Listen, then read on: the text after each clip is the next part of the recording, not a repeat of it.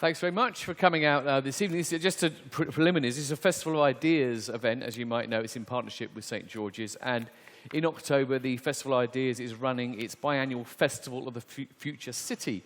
A wide range of films, talks, discussions. I think there are brochures on the seats. And also, there's a copy of the comic book, which is about the Home is for Heroes work, which we've been doing as well. We're here I'm Julian Bagini, and I'm here to have a conversation with Slavoj Žižek, who needs no introduction, so I won't really give him one, really. I mean, you've written, by this count, the latest book, Sex and the Failed Absolute, is certainly according to the Wikipedia bibliography. We don't always believe Wikipedia. His like 49th book to be published in English by his sole authorship. If you add up the books he's co-edited, co-authored, we're up to about 80 or so forth. And, you know, he has as an academic international peer-reviewed journal dedicated to his work. He has a lot of fans and enthusiasts, and also a lot of critics and detractors. I think he's saying that he's now said so many unpopular things that although he's been called things like, you know, the Elvis and rock star philosopher, that his audience... And I even never liked Elvis Presley. And he never even liked This is what really Elvis annoys Presley. me. Can I tell some... you know what I'm now rediscovering? From my youth, some English bands rock. If you are old enough, do you remember a band, Family? Weaver's Answer, No Mules Fool, and so on. You are also too young, I think, for them. Okay, sorry for interrupting you. It was just a story going. Anyway, so his latest book, Sex and the Failed Absolute, we'll talk a bit about that. There's a sentence in the book that struck me, which he says, the true enemy of the present book is the finest of non-thinking, an art which more and more pervades our public space. So hopefully this will be an evening of thinking rather than non-thinking. Now, I want to start off, I mean, if paradox is one of your favorite words, and one sort of paradox perhaps of your career is you have achieved this huge popularity, and yet your work's often actually, you know, it's heavy, serious, quite difficult. In this book, one of the key ideas at the beginning is an idea that you've come back to a lot in your work, which is this idea of the parallax. Are you able to explain that to us in words that we can understand? No, first, I'm very grateful for this correct introduction, because often I am presented as, you know, cultural critic, paradox, postmodern, and so on. No, I already used in a self-presentation this metaphor. I want to share it with you. I love it. I hope you saw, everybody did, Hitchcock's Vertigo. You know that famous scene, and I was there in that Sequoia Park south of San Francisco. I saw it when Kim Novak Madeleine approaches it. You have some trees cut, and so you can see the years there from, I don't know, 1,000 years old tree, and she says, I was born here, I died there, no, as that Carlotta. And if somebody were to ask me, I would say if we were to get, like Madeleine, dressed in Vertigo, a muse of philosophy, she would have said, I was born here, 700, when was it? I don't know, 70, 71, Kant's Critique of Pure Reason, and I died there, Hegel's death, 1831.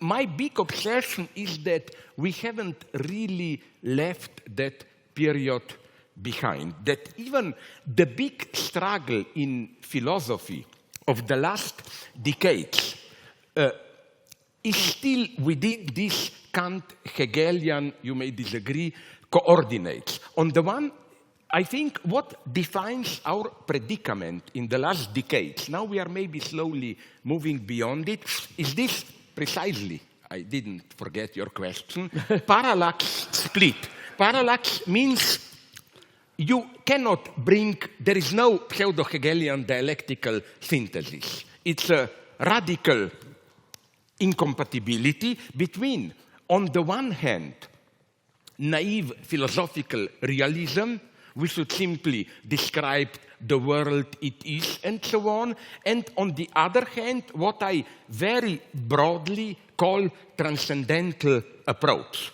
Who are for me transcendental philosophers? I will try to be as clear as possible.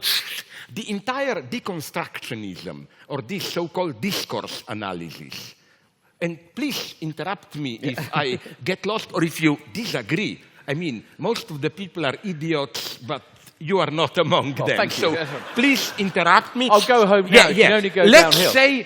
Let's say if you were to ask somebody like Michel Foucault, a big discourse analyst, does a man have an immortal soul?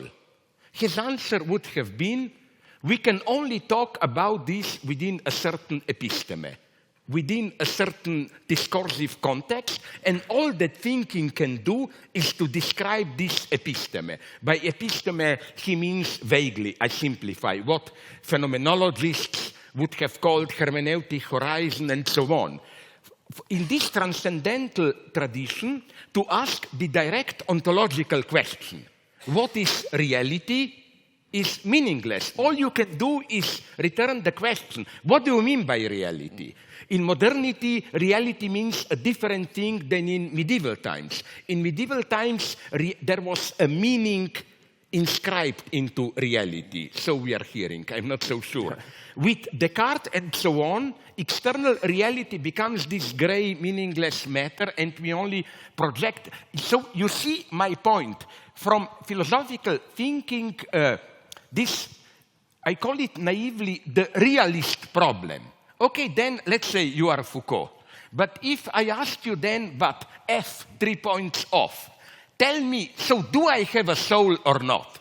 He would not budge. He would say meaningless question, or like, and I think that, would you agree with this simple analysis that as a revenge then, these big metaphysical questions returned in natural sciences, like human freedom. Today you look into cognitive sciences to get an answer, or artificial intelligence, are we free or not? The origin of the universe, you look into quantum cosmology and so on. And I think, I wonder if you would agree, I mean, really, that maybe we should break out of this transcendental approach and dare to confront in some sense also, not in the old naive way, but nonetheless somehow the big ontological questions. Well, it's nice for you to ask me, but I'm not sure. I mean, because from my point of view, I suppose, I read Kant and everything. Kant introduces this idea that the world in itself, the thing in itself, is simply unknowable. We're only in the phenomenal world, what you're calling this transcendental perspective. Yeah. Now, maybe in my overly relaxed way, I kind of think, okay, that's fine, I can see that. So why does this impulse persist that, we want to penetrate through this transcendental perspective, the purely the world of experience? We feel this yearning to kind of want to see reality in itself. Is it just a naive dream we should just give up? Yeah, but nonetheless, the question persists. You will not squeeze out so simply. Are you a simple agnostic, ultimately, who claims there is some kind of reality, we just cannot ever reach it? Or, as a Hegelian, I would be tempted to say, what if there is nothing beyond? Not nothing in the sense that we are just dealing with illusory phenomena, but nothing in the sense that there is no big mystery behind. And that's I will try to give a very problematic example to provoke you, bringing us to sexuality, the title to explain it. What if I don't agree with this approach that we are just limited to contradictory antinomic phenomena, we cannot ever reach what a thing really is or reality beyond?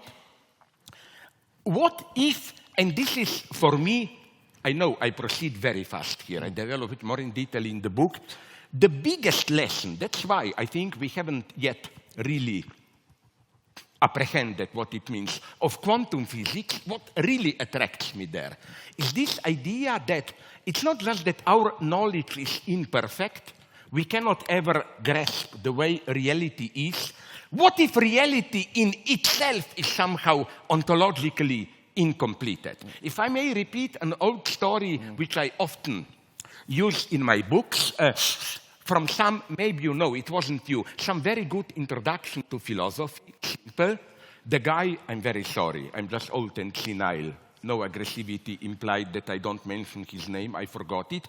He draws a parallel between video games and quantum physics and says, you know, in a video game, when you move in the virtual reality, they're immersed into a game, the reality there is not fully constituted. Like, for example, in the background you have a forest, but the creator of the game didn't program all the details of every tree, because it's not part of the game for you to go there, you know. Or you have houses, if it's not part of the game that you enter the house, the inside of the house is not programmed.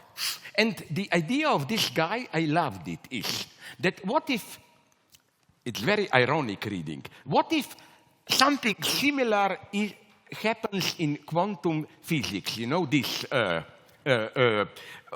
Heisenberg principle, we cannot measure of the same particle at the same time velocity and position. Now, there was an interesting polemic here between Heisenberg and Niels Bohr. And of course, I'm on the side of Niels Bohr. For Heisenberg, this was just our epistemological deficiency. We cannot measure it. Bohr claimed, no, it is in itself that the particle doesn't have both the position and that. So now, the ironic, and I love it, reading is this one. Imagine God as the programmer of our universe. And God simply thought, oh, you humans are too stupid. We will not be able to reach beyond atom. So why should I lose time planning, programming for you part? So, if I may put it in this way, ironically, we, with quantum physics, how do you put it in English, caught God with his pants down, you know. We were a little bit too bright of him. Sorry, too intelligent, but I'm not a religious man, and the true problem for me is how to conceive this ontological openness, unfinished character of the universe without God. That reality in itself is not fully ontologically constituted, which is why a consequence. When you get to an antinomy, that's my Hegelianism, I will try to explain it as simple as possible. And I see, with full right, you are getting nervous, like, cut it short. As I made a joke to Julian before, referring to Goldfinger, you saw the movie. If he were to have in Goldfinger James Bond, he would have pressed the red button, you know, now to eject me.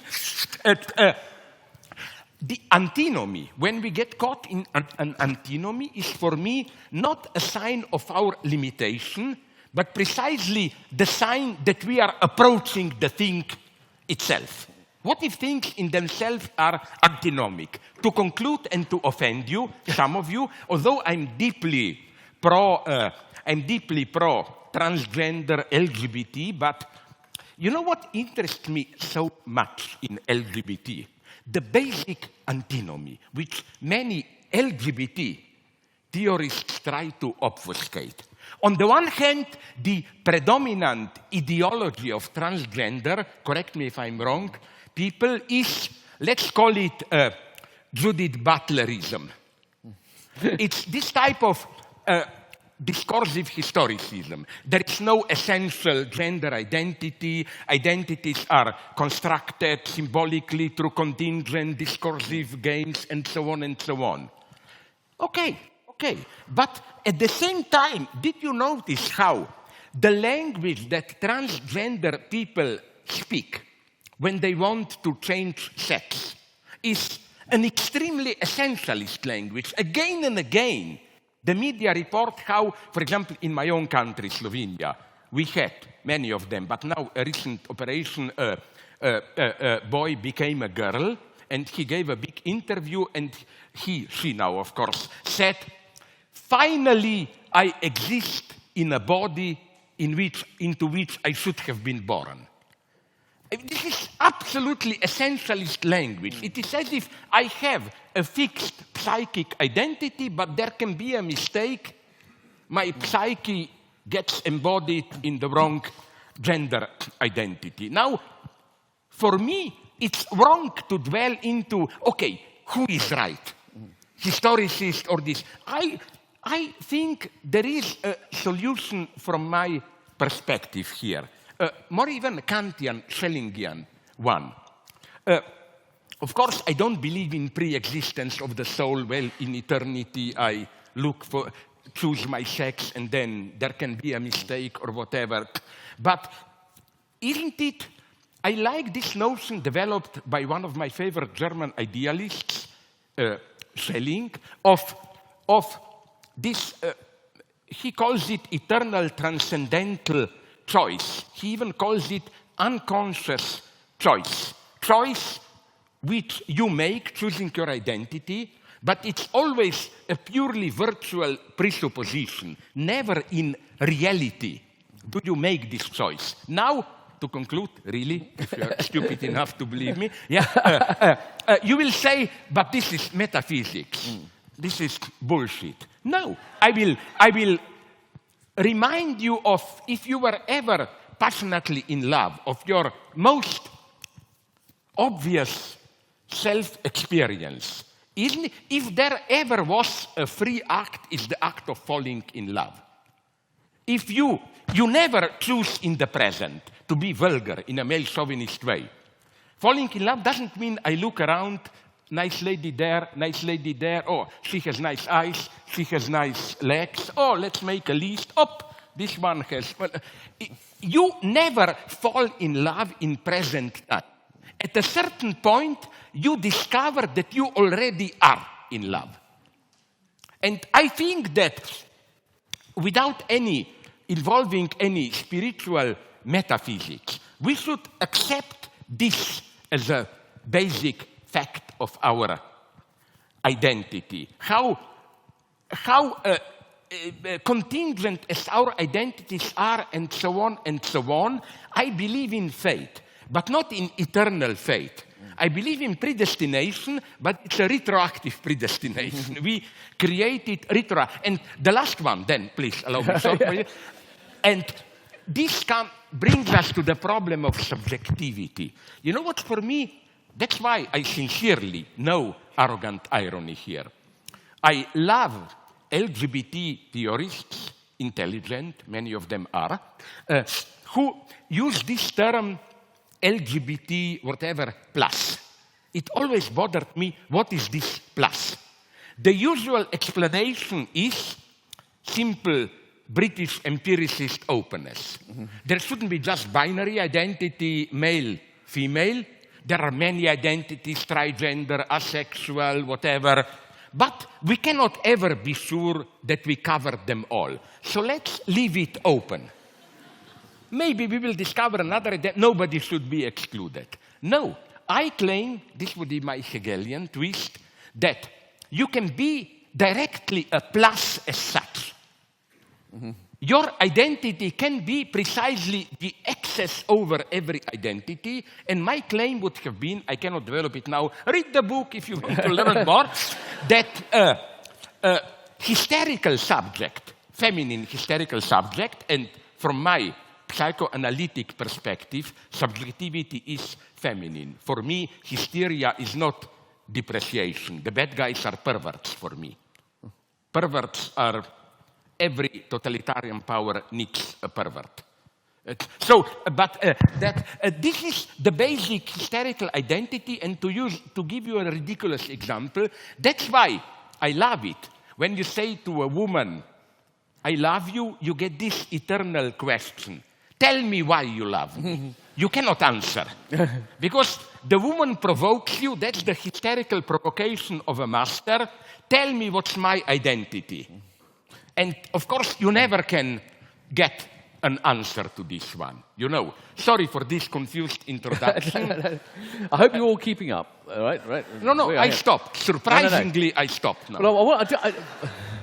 But I do want to rewind a bit, because what was interesting in what you said was we were starting and we were talking about what seemed to be abstract metaphysics, right? Yeah. We were talking about, how there's a difference, a view in which there's an ultimate reality, or whether we're just stuck within whatever framework we have. And then we went, and you started talking about transgender and the different sort of the identities there. and how there's this sort of contradiction between, or maybe a tension between a view where everything is very fluid and nothing is determinate. I agree totally and the with way you in which here. we do It's that. a very good point that the term contradiction should be used very carefully. Yeah. Sorry, Okay. sorry. Good. So the point is, but I just want to sort of like tease out the link there. What's the connection between these sort of what seem like abstract and metaphysical theories, which you said at one point, this is not just metaphysics, this is not just bullshit.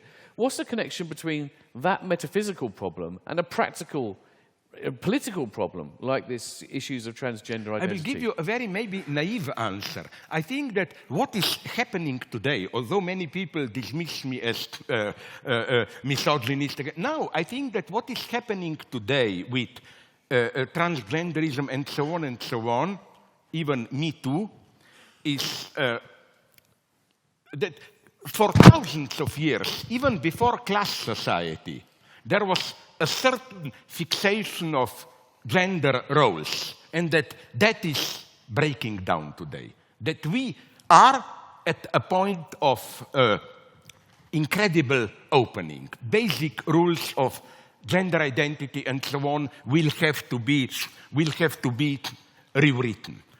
That's the great thing that is happening.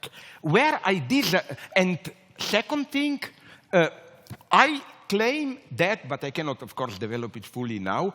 I claim that this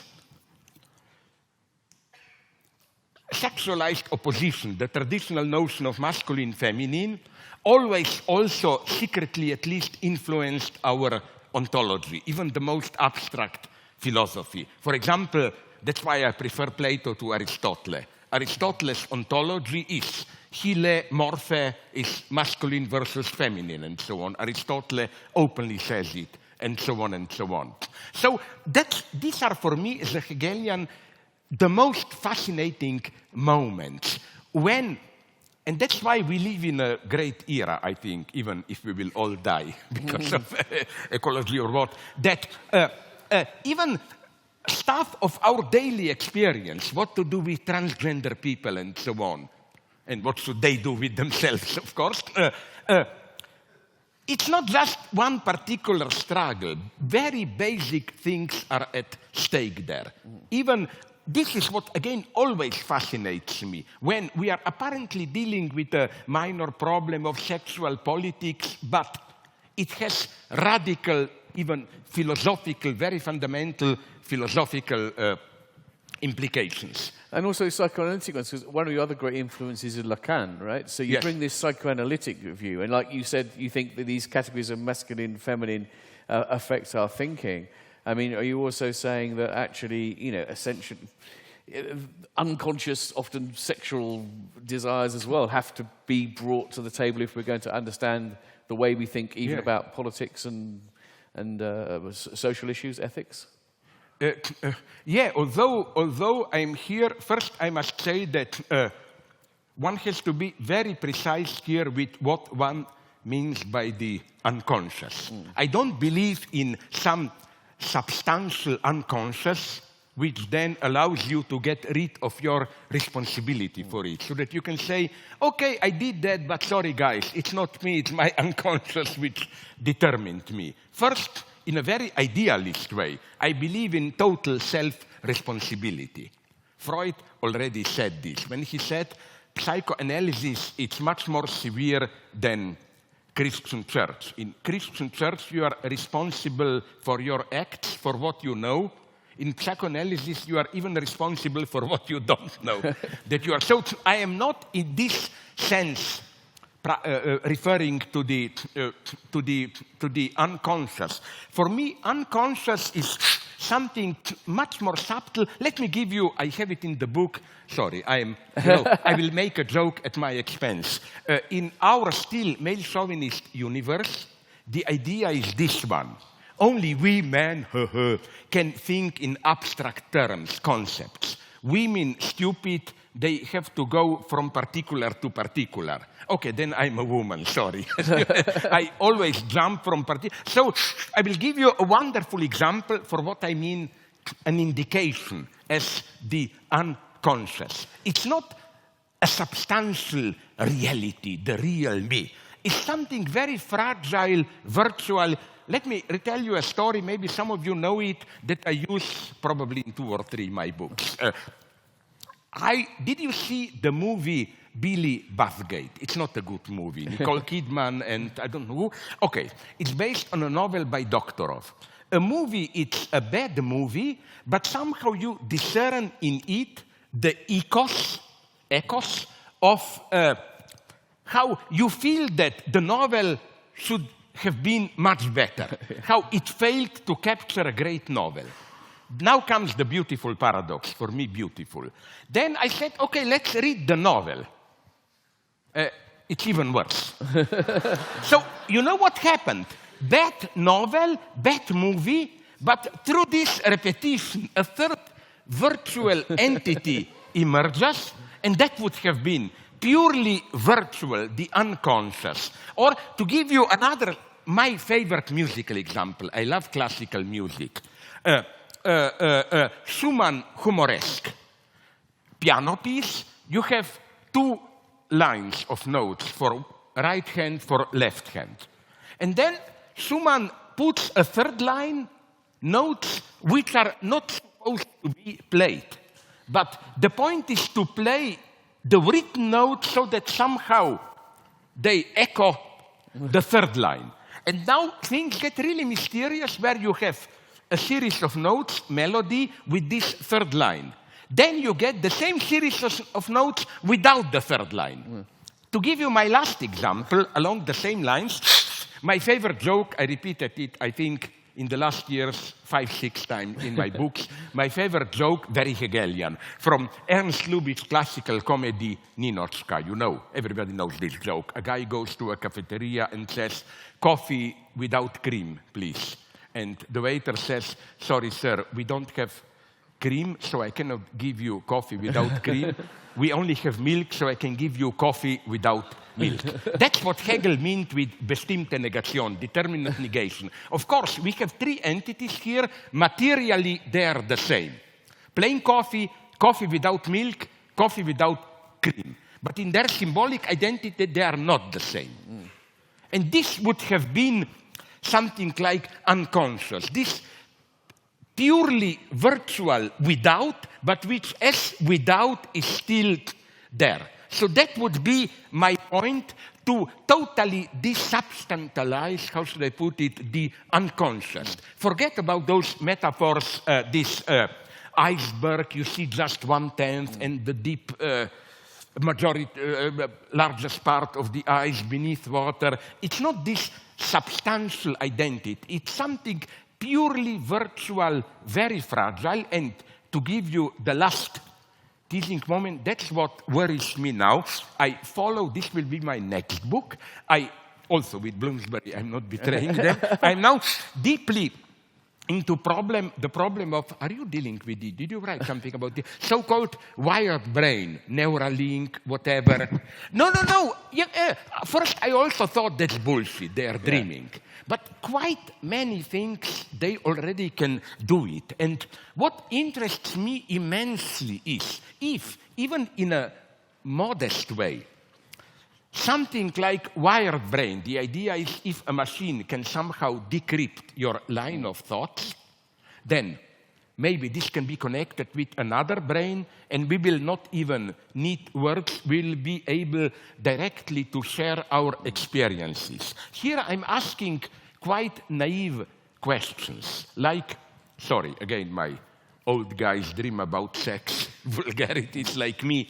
Can you imagine how this will affect our process of seduction? It's none of this charm, we flirt, I indicate something ambiguous. If I'm with somebody and we flirt, and if our minds are in direct contact, it's just, I want to F you, yes, okay, let's do it. You know, all this. What will remain? I claim that all our human creativity is based on radical limitations. What happens if this limitation will be abolished? Well, we're halfway there with a lot of apps anyway, because a lot of people get that out of the way. Sorry, we're halfway there with hookup apps anyway, I think, to taking out the seduction part of it. Yeah, but listen, I know. But let's just take one thing which perhaps is the most surprising, one might sound even ludicrous sounding claim in the book. I know. There are many of them. Okay. I'm the first one to admit, yes.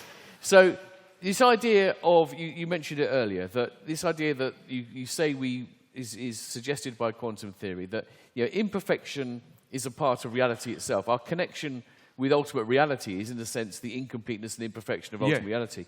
And so your second theorem, you divide the book into clear sections. It's a little bit pretentious and bombastic, I agree, yeah? The second theorem is that sex is our brush with the absolute. So if I can just read the theorem, it says the only way for us, humans caught in the parallax gap, to break out of it is through the experience of sexuality, which in its very failure to achieve its goal enables us to touch the dimension of the absolute. That sounds to me like perhaps a very intellectual chat-up line, but... Yeah, but I agree, and I expected this reaction, of course. But I must say that first, what I mean by this, it's obviously not this, for me, really ludicrous line, oh my God, when you are F-ing somebody intensely, that's it, you feel the absolute. Quite on the contrary, for me, human sexuality is always about failure, postponement, repetition, and so on. Let me give you again, I will do what you already noticed, a jump from high speculation to everyday experience. Let's say you are a woman, although I don't know why I say this, whoever. Let's say we shake hands. We just shake hands. Yeah. It's okay.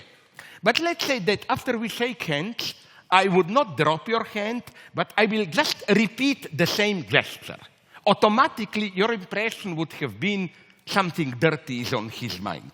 Why is he going on? And I think human sexuality always has this link with failure and then how to turn. This is what differentiates human sexuality from animal mating.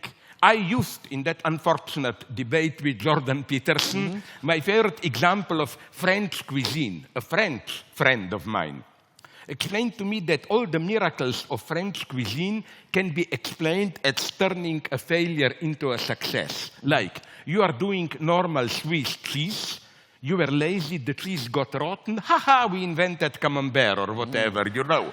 Or, you are doing wine, something goes wrong with fermentation, wait a minute, we got champagne or whatever, you know. And I think that human sexuality is never simply we just want and mate or whatever, we do it. It's always through this detours, seduction and so on, which is why, and here Freud, I think, is still actual. You know, Freud's theory is much more radical. It's not already dated, as many people claim. Freud's claim is a very strange one. His point about children's sexuality is that you have this first form of sexual awakening, 5, 6 years or whatever, where you have many fantasies and so on. You don't know what it is about. But then Freud says something much more radical. It's not that once you are adult, it's over, you know. No, all the time you need some fantasy. I'm never alone with my partner or partners or whatever. You always need a fantasy. You always need a fantasy support. So back to your question, I think that, and in the first chapter, I approach this problem quite naively. I ask in a very naive way the question of, and I like this to return to traditional philosophy, what are our possible contacts with the absolute? The first version is traditional metaphysical, mystical experience. There are moments of metaphysical trance, whatever, we are there. Then the second version will be the negative, destructive one, Marquis de Sade, and so on. Our only contact, since all reality is transient, disappearing, everything that arises will be destroyed, the only way to touch the absolute is the in acts of absolute destruction.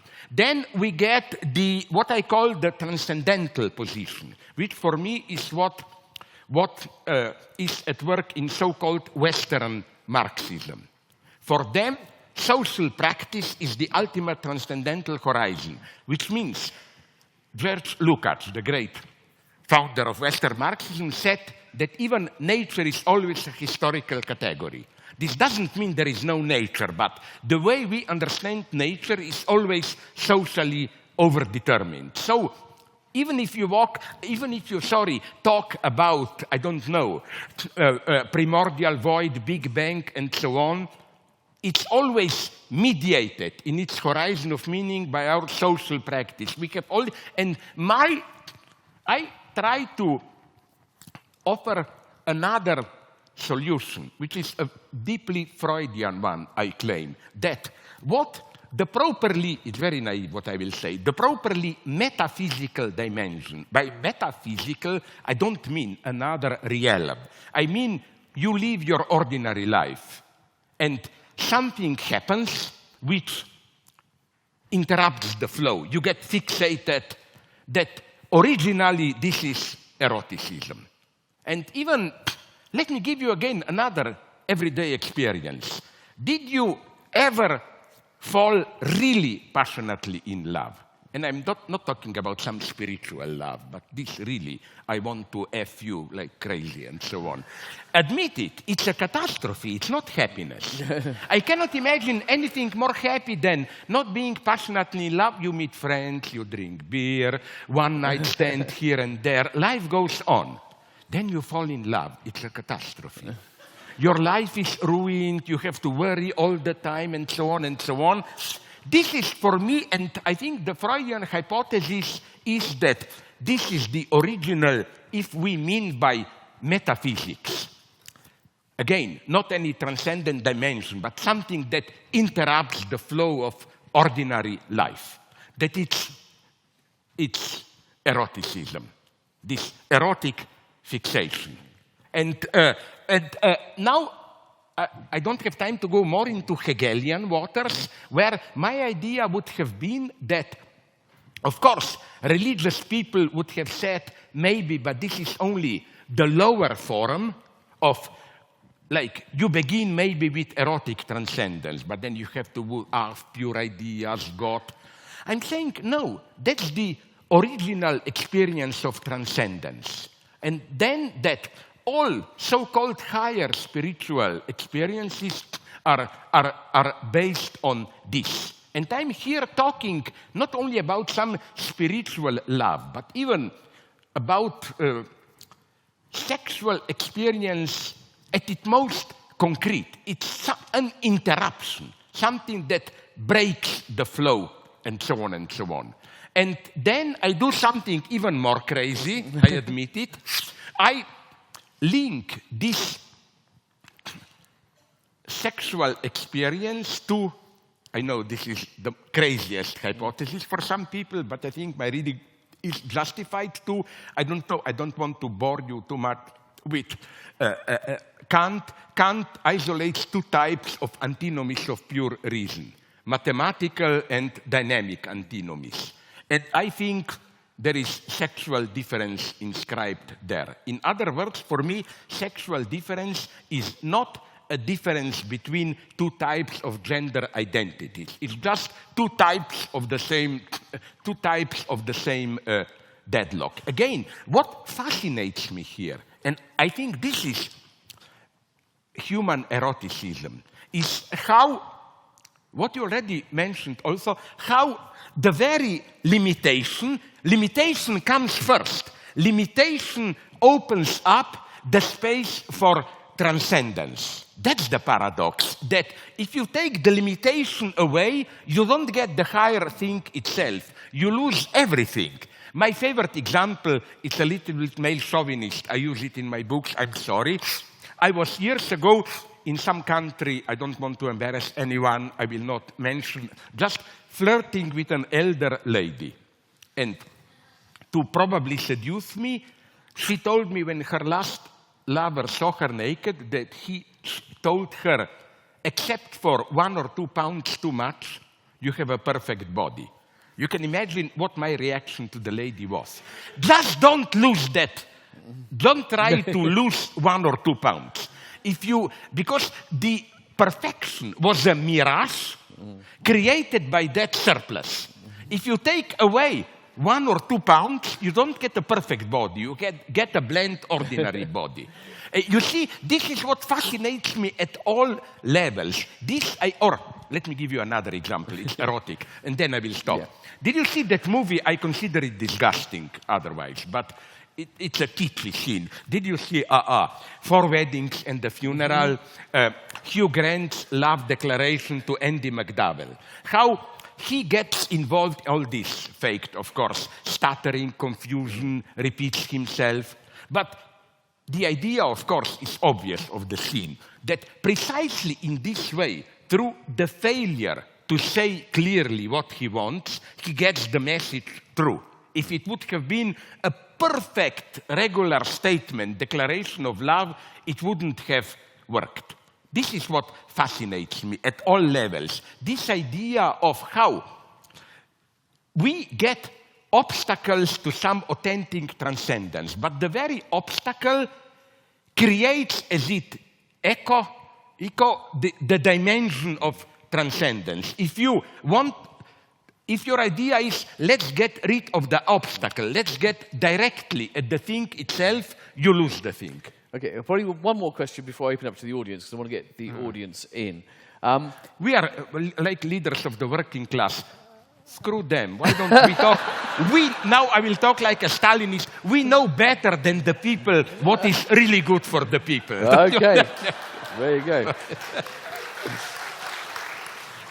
But this joke was very serious. That's my problem with populism. We intellectuals may be even more stupid than ordinary people, but unfortunately, I don't have this Maoist trust. Learn from the ordinary people. There is no wisdom in them. Okay. Well, but these are not ordinary people. These are anyway. But listen, there were a lot. We mentioned earlier how you've managed to sort of offend so many people now that more or less everybody. More or less everyone. Now, I mean, there are lots of. We've talked about specific things that you said. You said, for example, although you're horrified by Trump, you would have voted him for various reasons. You got sort of. I'm afraid, sorry to interrupt you. Wouldn't you agree? My point, and I made it very clear. Without Trump, there wouldn't have been Bernie Sanders and democratic socialism. My calculation was a very brutal Leninist one. Trump is a great risk. Although, if you ask me. I have friends who know people. It may surprise you. I'm a weird guy who have connection in State Department and even a Pentagon. And they told me, in all probability, Hillary Clinton would already have attacked Iran or North Korea. So, but what I'm But what I'm saying is this. Are we aware what great thing is happening? For the first time in half a century, socialism is taken seriously. There is a serious alternative. That's what I predicted, and it happened. Yeah. Okay, so what I want to ask is, rather than going to a specific issue, you're obviously very critical of what you might call sort of left liberals. Absolutely. Yeah. So can we get to what's the nub of your problem with them? What's that's the heart of it? What's the essence, as it were, to use the word horrible essence, of your disagreement with the liberal left position? What's the core of the problem with their worldview? The core of the problem is, again, in psychoanalytic terms, you could put it that it's the problem of fetishist denial of, I don't know, like this old word of class struggle, let's say social tension or whatever. I think, this very naive, we can debate about it, psychoanalytic notion of fetish. Fetish is very naive Freudian theory. The last thing you see before you notice that it's very naive. I'm not advocating it. Before you see that woman has no penis. So that's why it's fur, like pubic hair, and so on. But this idea is important, that you are confronting a social antagonism, and fetish is the element which somehow stands in for that antagonism, but at the same time obfuscates it. That's why, for example, in fascist anti-Semitism, Jew is a fetish.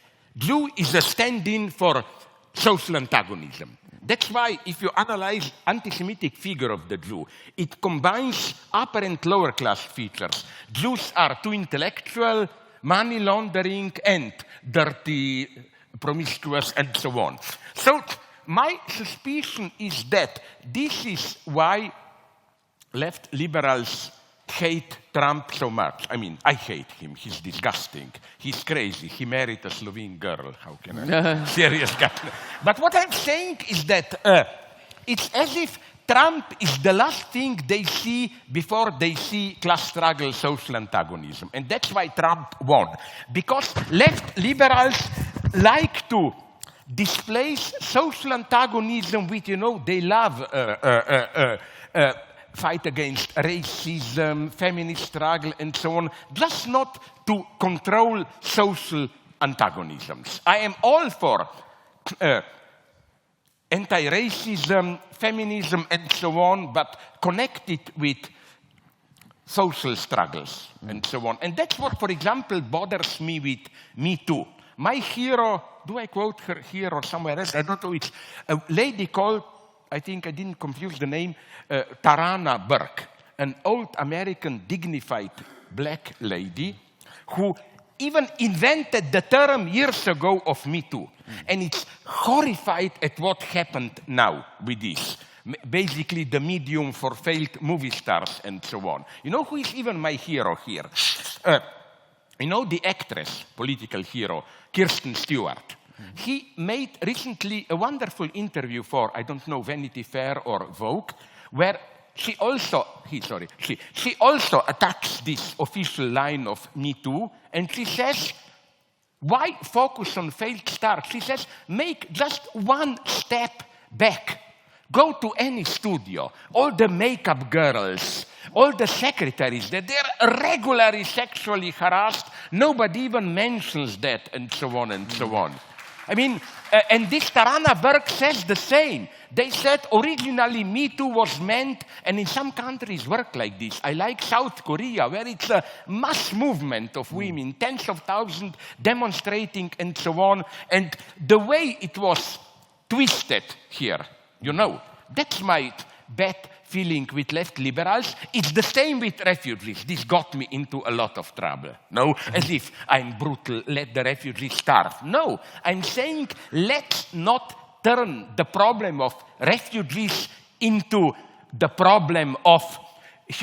a humanitarian problem. Let's make a step back. Let's try to change the situation which creates refugees. Why did United States attack Iraq? What goes on in Syria?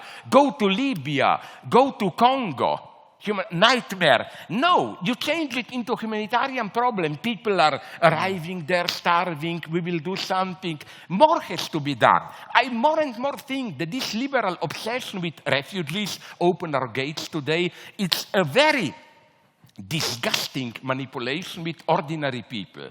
The upper classes, they live in their enclosed areas. They never get into a contact with refugees. And it's ideal so that you cook up a conflict between two groups of underprivileged people. Ordinary people and refugees, and you are above with your moral wisdom. In Slovenia, my country, when there were 2-3 years ago, a big wave of refugees, I was for them, but I understand ordinary people. On the border with Croatia, there were farmers close to the border. One day, one morning, in front of your house, there is a column of 10,000 refugees.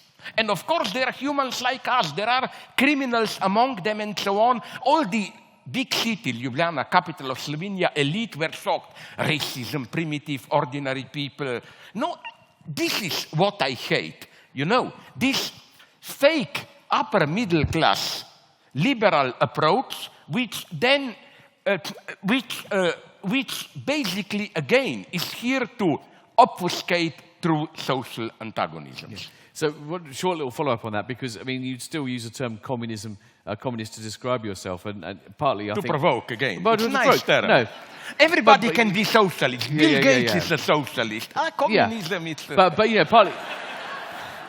But, you know, because partly, as you say, that all these other things are distracting from the fundamental struggles. So for that reason, in America, Trump or Hillary, you vote Trump.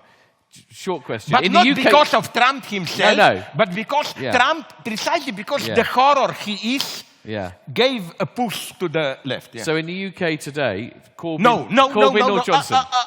No. It's not that I'm Boris Johnson or that I am in France Marine Le Pen. I made a judgment. This was not a principled decision. I understand. So, I will give you a very UK. precise answer. I think, and it's an empirical judgment, maybe I was wrong, but I think the United States are such a diverse country with so many different structures of power that Trump in power in the United States, it's different than Boris Johnson here, or even more than Alternative for Germany in Germany, or especially Marine Le Pen in France. I think that Trump is worth, maybe I was wrong, it was not a transcendental decision for Trump is maybe worth the risk. Boris Johnson is not, Marine Le Pen is definitely not, and so on. But what worries me, aren't you worried? Like the total disorientation, how successfully Labour Party is screwing things up and ruining itself. Are they all working for Boris Johnson or what?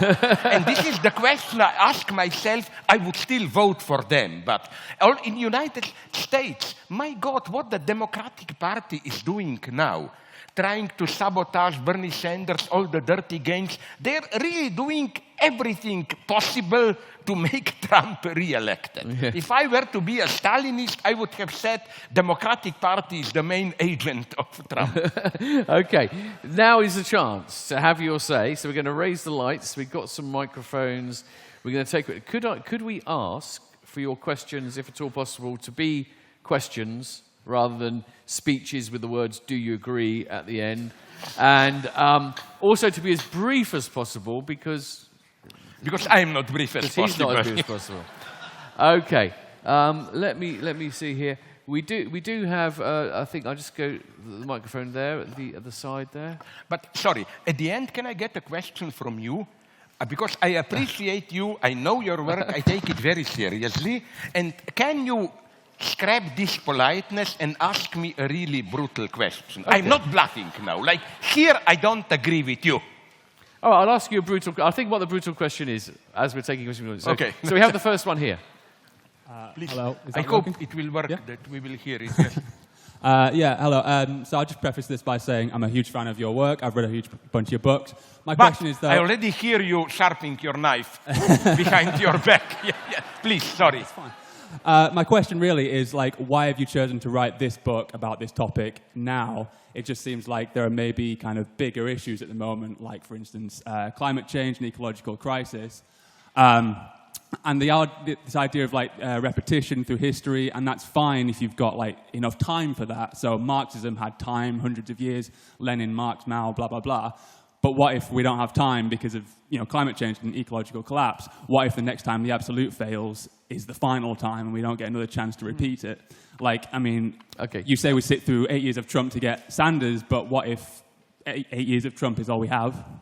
Okay, so I think we've got just the question, yeah.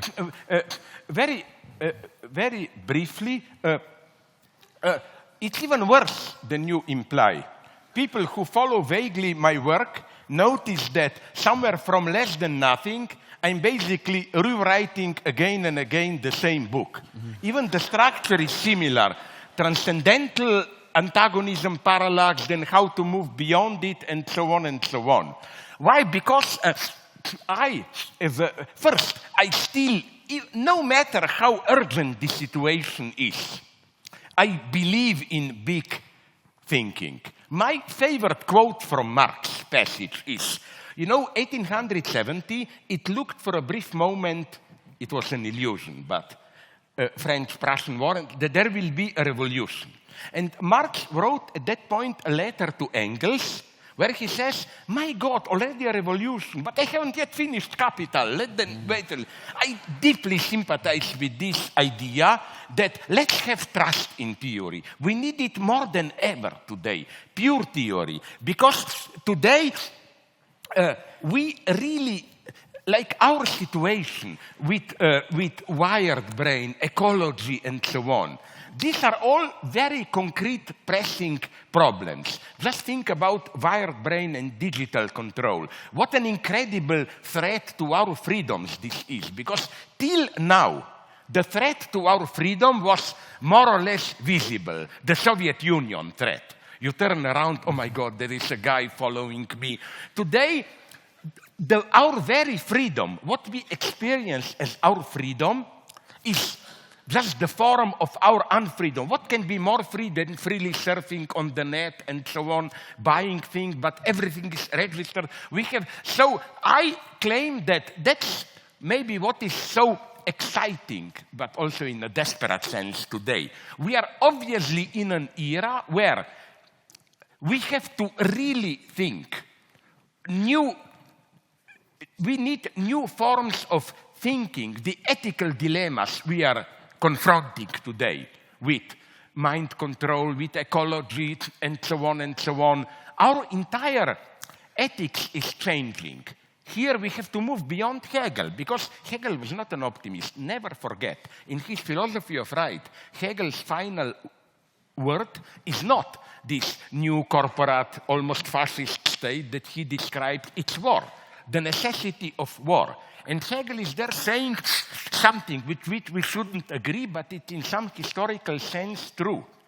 Our notion of duty, of ethics, is all grounded on war. The idea is in everyday life, you work for your profit, blah, blah, but the moment of ethical truth is when your country is in danger. Are you ready to sacrifice your life, and so on and so on? It's obvious that we have to move beyond this. That's why I advocate, with all the mistakes he made, people like Julian Assange or Snowden and so on.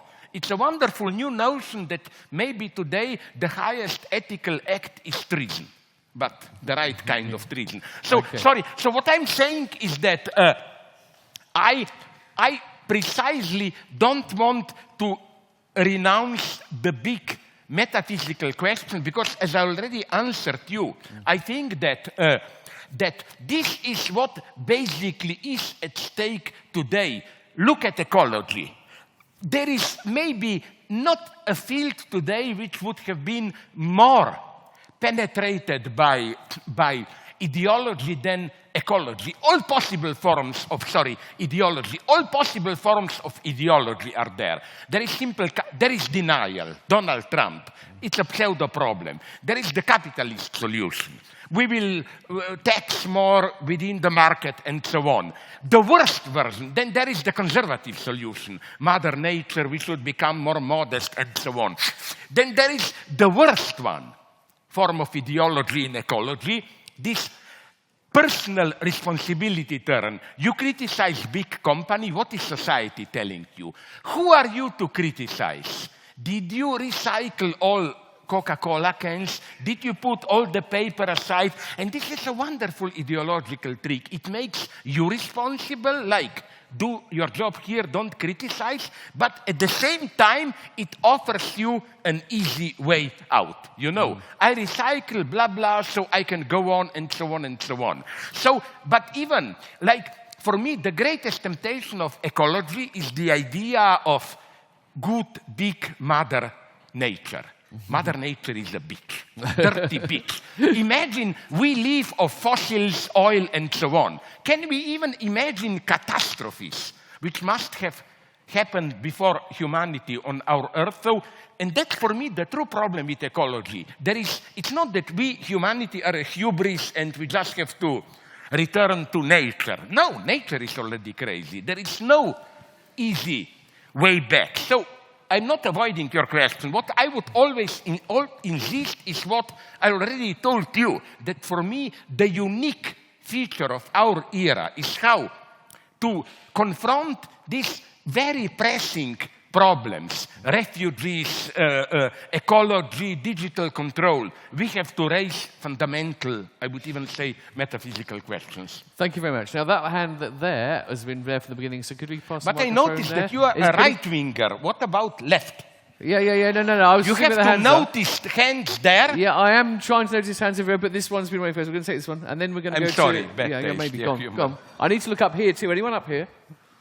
Yeah, no, you ask your question. I'm going to look for hands up here. Hi there. I was wondering what your essential message would be to nihilistic youths that can't even assert any kind of fundamental value to their lives to begin asking and discussing these kind of questions.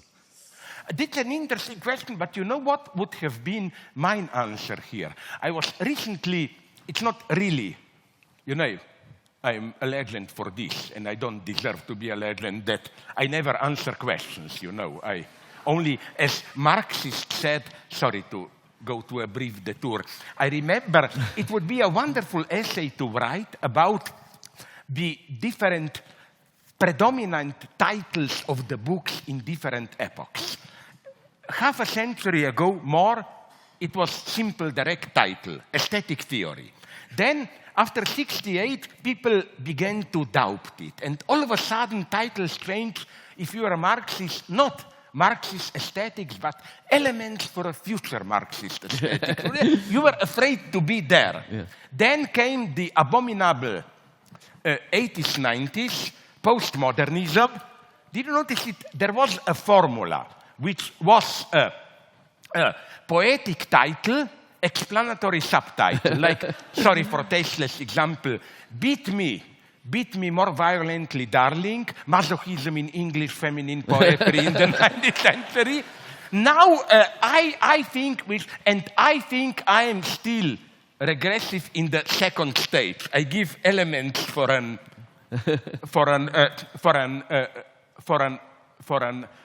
answer. So what was the question? I can't remember the question either. I wanted, but I had a point. The question was, I'm very sorry. I will be brief, I promise. Yeah. Go on. Yeah. I would say that the problem is not, how do you say it correct English? Nihilism. No, people say it both ways. Both ways. Okay. I think that the way, you know, people say, I recently read that Walter Benjamin text on capitalism as religion. If you look closely at capitalism, it's a very religious, metaphysical phenomenon. A true capitalist, it's not an egotist. He's ready to work day and night to ruin his life just for the reproduction of the capital. So we don't need these ethical calls, you know. Don't be egotist and so on. Maybe we need more rational egotism even. The problem with capitalism is not that it's nihilistic. It's that in some sense it's in its practice too metaphysical. If by metaphysics we mean our material reality is not all, there is another dimension for which we are ready to ruin everything. That's capitalism. We all know our earth is falling apart, but we play our metaphysical game with circulation of capital and so on and so on. So I would say I don't think the problem today is simply nihilism. It's nihilism as form appearance of a false transcendence or a false metaphysics. Now, do we have the microphone on the balcony? And could it, if so, can it go there? Yes, we do. We do. At the front, down here. It's coming. Ah, she's standing. So that we're was getting sufficient. There. I was afraid that we would lose 5 minutes. But no. We've lost 20 seconds. Good. So you're a socialist. No, I'm a communist. Okay. No, sorry, I'm not kidding. Everybody is socialist even today, worse. almost. How many times do we have to try? We failed miserably so many times. Who? Socialism. Yes, and communism. It's like making a souffle again and again and again, and it's failing. How many times and why? Okay, a good, honest question. I totally agree with it. Although, and this is for me a very sad thing. I don't celebrate it, what I will say now.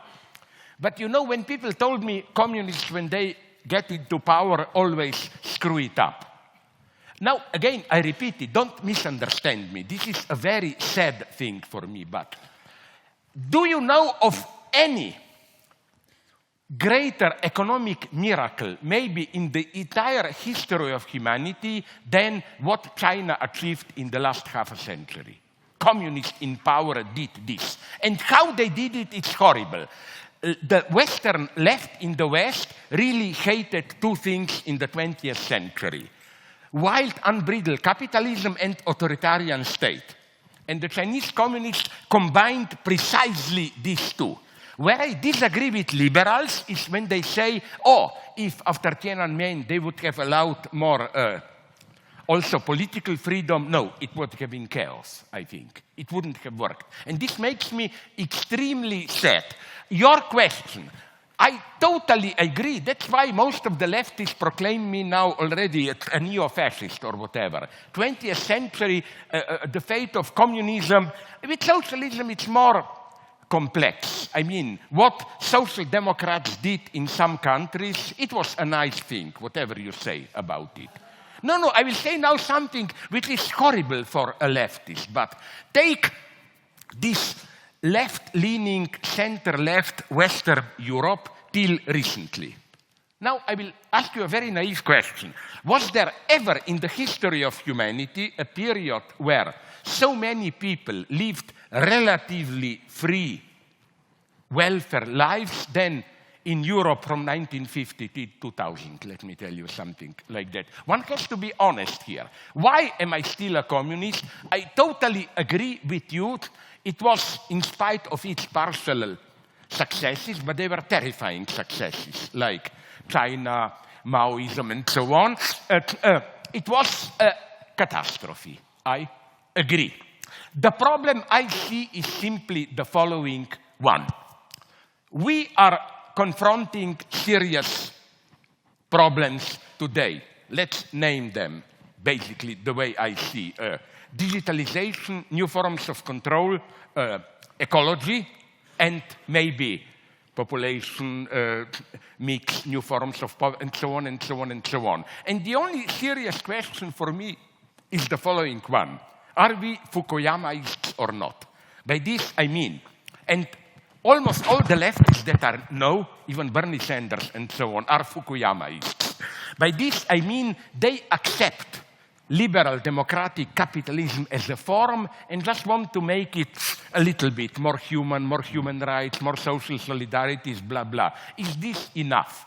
So I am, to provoke people, I declare myself a communist because I think that if we go systematically through these problems, neither the state regulation in the old communist way, nor the market, or even not some, that's why I'm against populism, kind of a popular initiative can really confront these problems like ecology, which is the problem of the commons. You cannot leave it to the market, ecology. Threats are too great. Imagine Fukushima or Chernobyl or whatever. Imagine probably it will happen even stronger. We need to invent, I don't know how, new forms of larger than state coordination. It's clear that ecology cannot be dealt with at the level of, and one doesn't have, I agree with you here, if this will be your point. I'm the first one against this easy eschatology. Even many ecologists are prone to it. It's so easy to succumb to this temptation. I remember some 40 years ago, 30, in Germany, there was this, and then in all of Europe, there was the obsession with what they called Waldsterben. The forests are dying. And they make charts. Our era around, I remember. 2010, 2020, there will be no forests in Europe. Statistics tell you that today there are in Europe more forests than ever in the last 100 years. So it's not so simple. But I nonetheless claim this problem is a serious one. Take the problem of new forms of digital control. I'm just asking you, how would you confront these problems? We are really, and Chinese are already doing it. We are also doing it. We are just doing it a little bit more discreetly than Chinese. New form of social manipulation control. And I think that Again, neither the state nor the capital can confront this problem. Something will have to be done. Will it be done? I'm even a pessimist. You know what's more and more my old man's resigned vision? That we need, hopefully, controllable, moderate catastrophes to awaken us. Okay. I'm a pessimist. I'm not this optimist communist. You know maybe you know my standard joke, communists or leftists like to say there is a light at the end of the tunnel. You know what's my answer? Yes, it's another train coming tomorrow. Listen, if you want me to ask my rude, direct question, you'll have to answer this last question. Okay. Which Finally, briefly, to the left. I already had a room in Gulag reserved for you. Now you are redeemed. I don't know if you... please, a little bit. Yeah. Just hold it to your mouth. Is it on? Yeah. I don't know if you've addressed this issue directly, but I wanted to know your thoughts about the phenomena that has become Greta Thunberg, as we all probably know. Why has this happened now? Is she Greta Thunberg? Is she the collective wake-up call that we all need? Or, I mean, especially because the things she's saying now is something that indigenous leaders in, for example, Brazil, Mexico, Colombia have been saying all along. Why do you think this is without undermining her? I wrote some comments on her, and it's not sure, will he succumb to be in a more refined way manipulated by the media and so on. But where I praised her, basically I'm still for her, is what is apparently a private feature of her. I think she is usually decried as autistic, I think her autism is part of her political position. It is very productive. Because our everyday ideology is what in psychoanalysis we describe as fetishist disavowal. We know how serious things are, but nonetheless do not exaggerate and so on.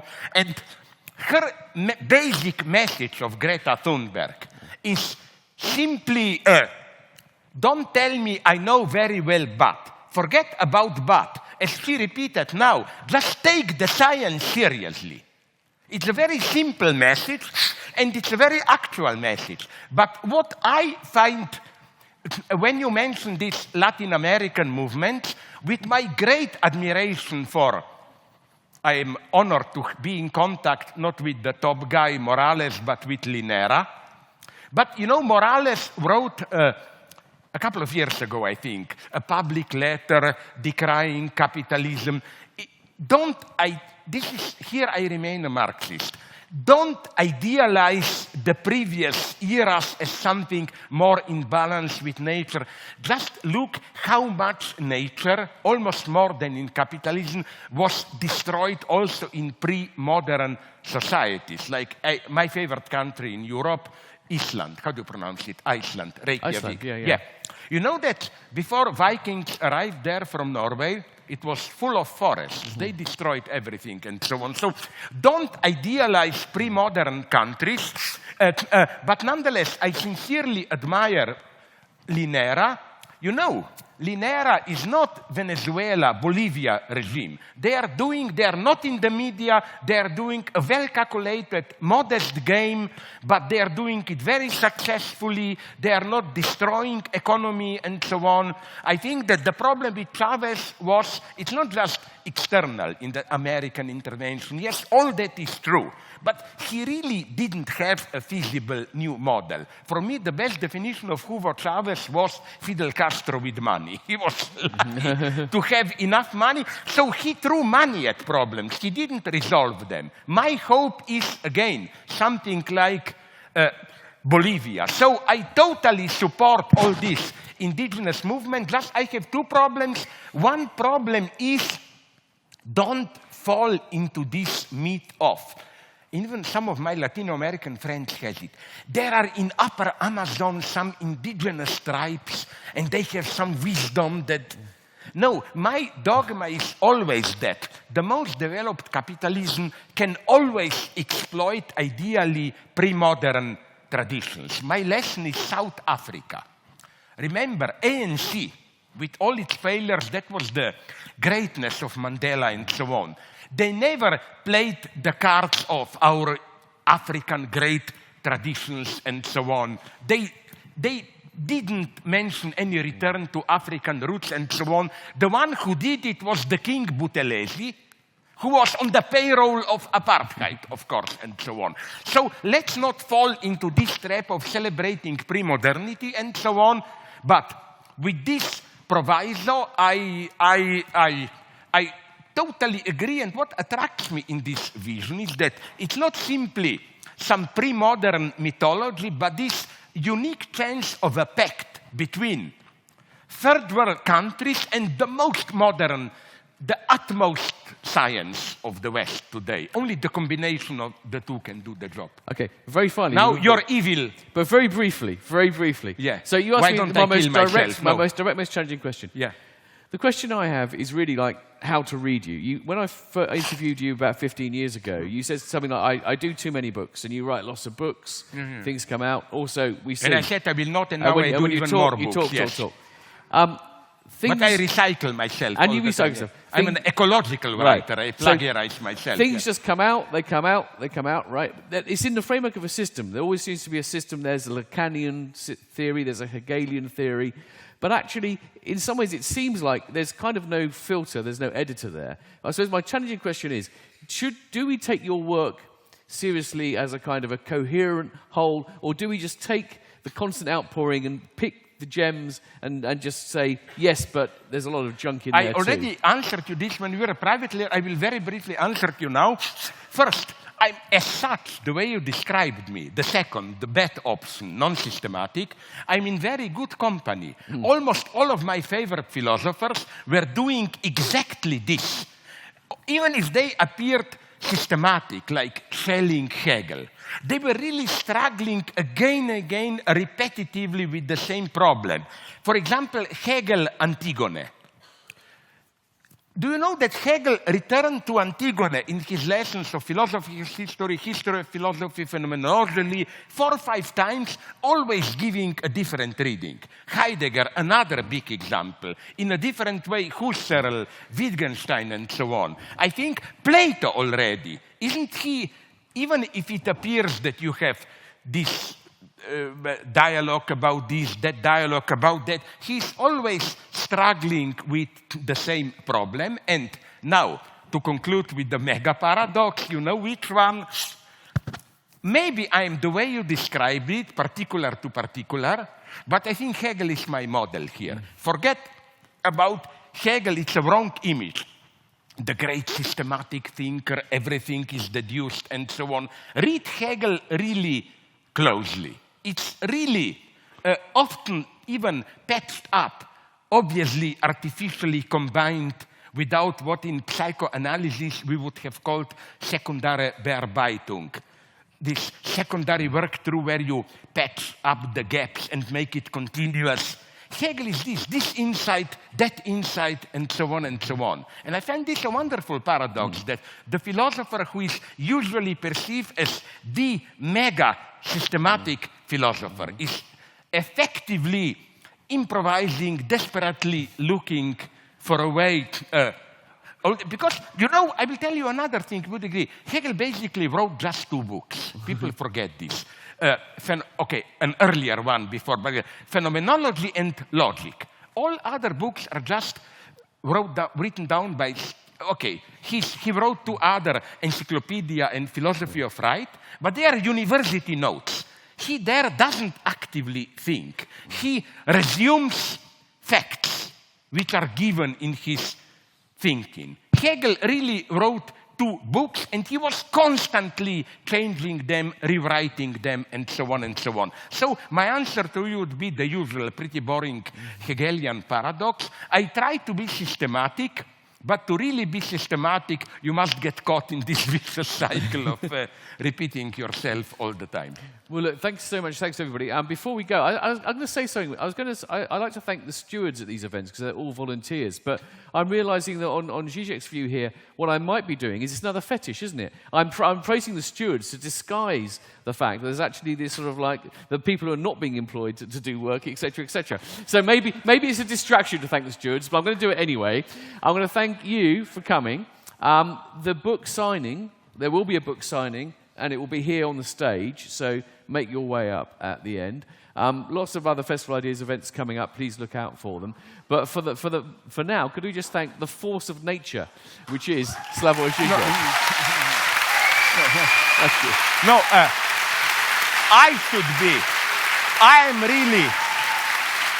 am really, my God, stop applauding, and my standard joke, maybe some of you know it, don't applaud so much because after we communists will take over, you will need all the energy to applaud endlessly the leader. Keep your energy for later. Thank you.